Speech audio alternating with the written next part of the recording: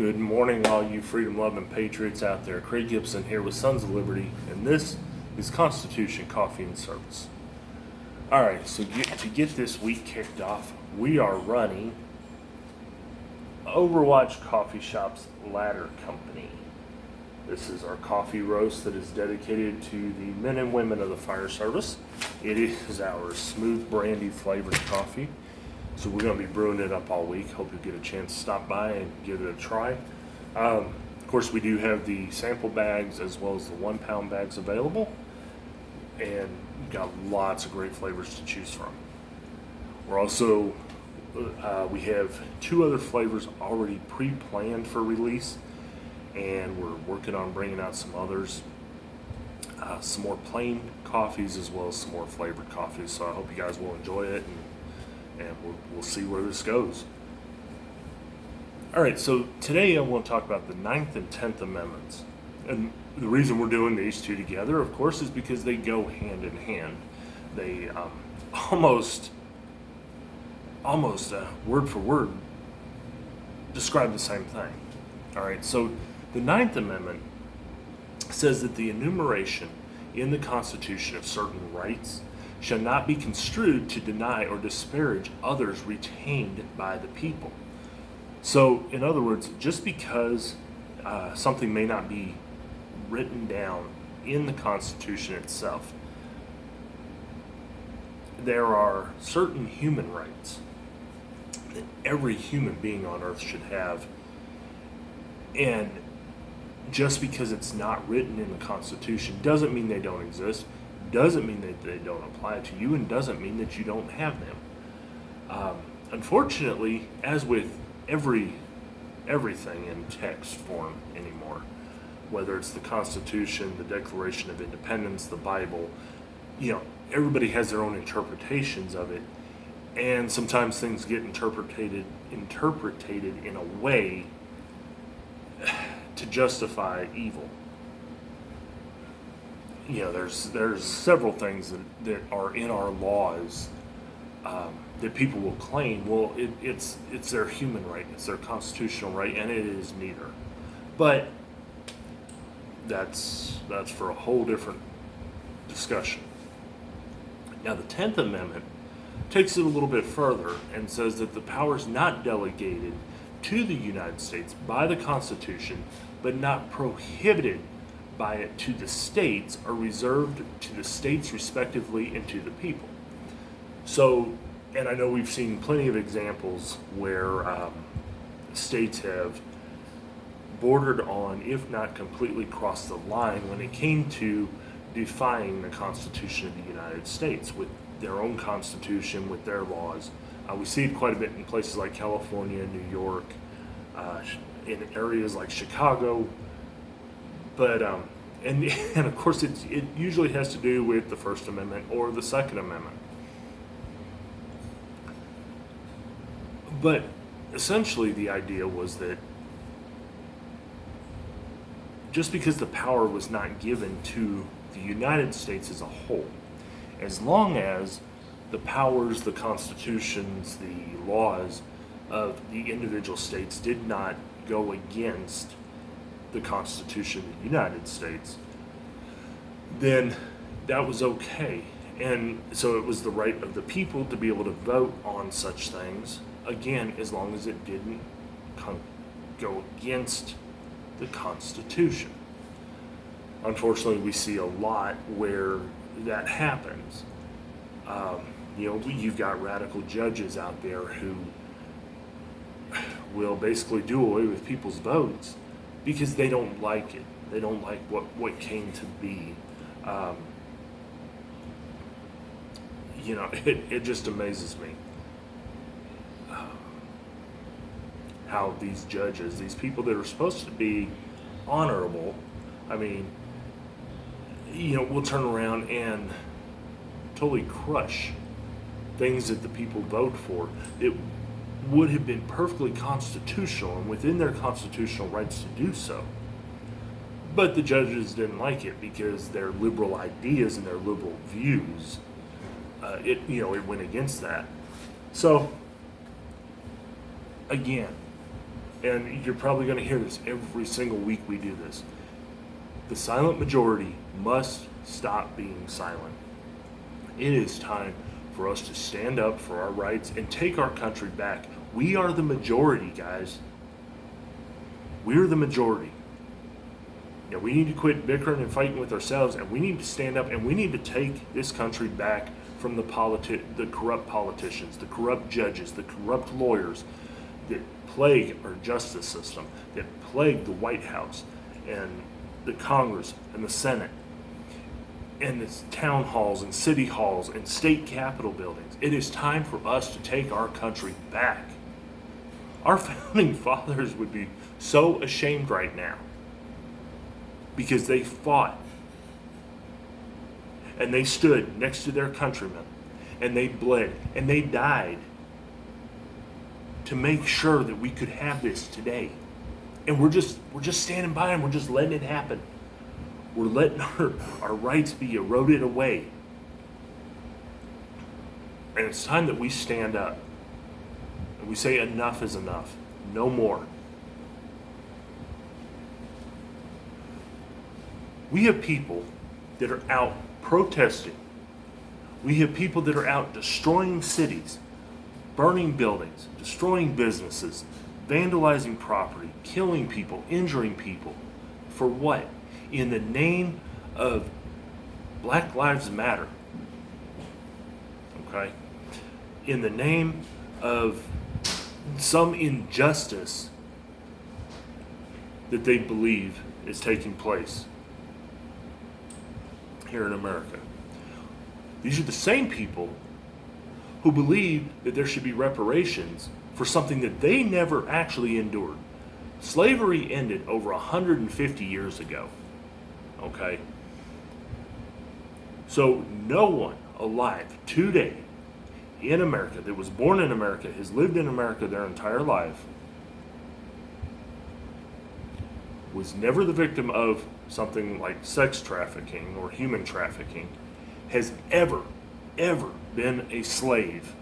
No one alive today who has not taken part in, again, the human trafficking, the sex trafficking, been outside the country, lived in places where slavery does exist, very much so in this world today, has never been a slave owner. So stop. Enough. 150 years, okay, more than 150 years ago. You know what? That's enough time for you to grow up, get your life together, go out and do something for yourself. Okay? Stop blaming something that happened so long ago for your inability to cope with life now and to man up or woman up and take care of business. But, so these people are out protesting all this. And all while they're protesting this, you got Amazon, their Amazon Prime, the movie selection. You've got films on there basically saying that being a pedophile is okay, that they're misunderstood. You've got Netflix running this thing about Epstein. Really? I'm sorry. These people do not deserve 1 ounce of recognition. You've got California wanting to protect pedophiles. And all this, while there are good people out there trying to do something to speak out against the human trafficking and pedophiles and the sex trade and the modern day slave trade that is happening. And here's the sad part about all that. America plays such a huge role in all this, which doesn't surprise me when you hear 2 of the states that are the largest with the involvement in human trafficking here in the U.S. So it's estimated that about 18,000 to 20,000 victims are trafficked into the United States every year. 18 to 20,000 people. and about 20% of those are children. There are 5.4 victims of this modern day slavery for every 1,000 people in the world. Now, I know a lot of people out there right now, numbers don't mean a whole lot. That's obvious when we start talking about COVID-19. But anyway,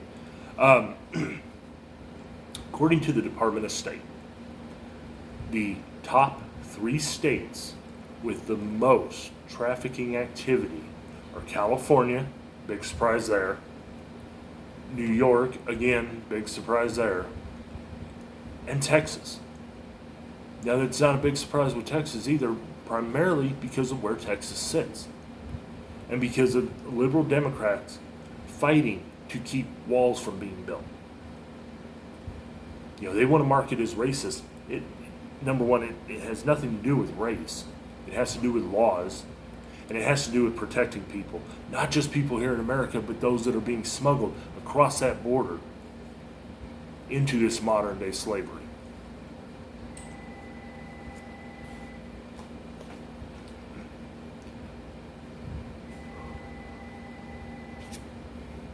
California has 3 areas that are reported to be the 10 worst of the 10 worst child sex trafficking areas. 3 of them: San Francisco, Los Angeles, and San Diego.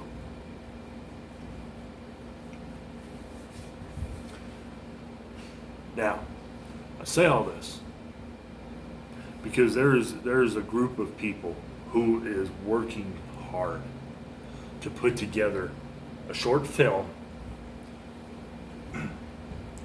that really hits on this. And their plan is to give this film to organizations that fight against sex trafficking, for them to be able to use to put out there to bring more awareness to it. I mean, because this is nothing new. But Ryan Weaver, you guys, I know you all have heard me talk about him before, or you've seen posts that we've shared of his, or when we're wearing our Red Friday shirts that, you know, he had something to do with, whether it was the design or whatever the case was. We share his music videos once in a while. But so most of you probably already know who Ryan Weaver is. In the description box below, we're going to have a link to his Indiegogo site where he's trying to raise money to do this film. We're going to have a link to the on YouTube, an interview at SHOT Show back in January where he was talking about this project. And then, of course, we'll have the link to his Facebook artist page. So you can go on there and follow him, you know, keep updated as to what's going on with the project. It's been delayed so much because of the whole COVID thing. And then, of course, you know, lack of funding, because it's not cheap to do these videos, especially with some of the cool things that they have in mind for it. You know, it's nothing over the top, but it's necessary to really get the message out and to do this the right way. I mean, the cast so far, just thinking of a few, of course you got Ryan Weaver in it. Chris Pirano, John Teagan, Dave Boone Benton, and those 3 names, if you don't know them, of course those are 3 of the survivors from Benghazi.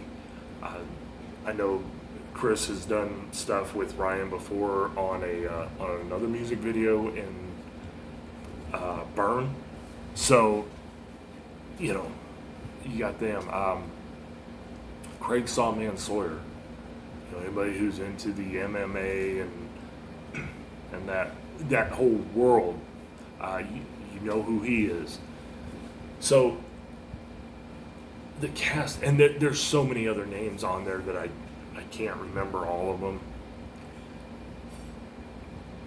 But you're talking about a great group of people who are coming together to get the word out, to get this message out, and to try to end this modern day slavery. So, as I was saying, there's links below so you guys can check it all out if you feel drawn to donate to this cause, the link will be on there. We're going to be doing some different things here at Sons of Liberty. We're kind of working it out and figuring out the best way to go about it, to see what we can do to help get this done. There's also a link and some information on the National Human Trafficking Hotline, website, phone number. They the languages that are, there's over 200 languages available for people to call in. So it doesn't even have to be somebody here in the U.S. It doesn't have to be an American calling in. Anybody who is a victim of this can call into this line. Or if you have access to the internet, you can go to their website. Guys, this is something that has to end. And all those people out there in the streets, burning down buildings, injuring people, destroying property, even those that are peacefully protesting. You say you want to end inequality. You say you want to end racial tensions and racism. You say that you want to end slavery. Then start fighting for something that matters right now, that affects people of all nationalities, all over the world. We're talking like 164 countries where they know this is going on. Over 174 nationalities. Guys, you want to talk about human rights violations? This needs to stop. All right, so for our service portion today, we'd just like to ask that your thoughts and prayers be with the men who lost their lives last week in a training accident off the coast of California. Last I saw, it was, if I remember right, it was 8 Marines and 1 Navy corpsman. Whether it's the military, our police officers, our firefighters, our EMS personnel, when they want to be the best, they have to train to be the best, which means putting themselves in training scenarios that are just about as real as you can get. And sometimes accidents happen and people lose their lives or become severely injured during these training exercises. And there are those people out there that want to say a lot of junk right now about training in general and accidents that happen. But you know what? Be thankful that they go out and they train like they do, because it's that training that could end up saving your lives. It could end up saving your homes, your communities, your country. So again, just have your thoughts and prayers with the families and with our Marines and our Navy and all of our military and our sheepdogs that are out there, our military, our law enforcement, our firefighters, and our EMS, the ones that are out on the front lines every single day, putting it on the line, training to be the best, and responding when no one else would. All right, guys, as always, faith, not fear. There's a lot of people giving in to fear out there. It's lying to you. Get back to the faith, because faith is what's going to see you through the fear. The fear is just going to keep lying to you and pushing you in the wrong direction. And as always, be the kind of American that is worth sacrificing for. Don't be like these people out there tearing up the streets and treating this place like it's a third world country. Be solid. Stand up for your rights. Stand up for your country, for your state, for your city, and for your towns. Because nobody else is going to do it for you. Stand with the men and women, the sheepdogs. Because they're the ones that are doing it right now. All right, guys. We will see you next week with Amendment 11.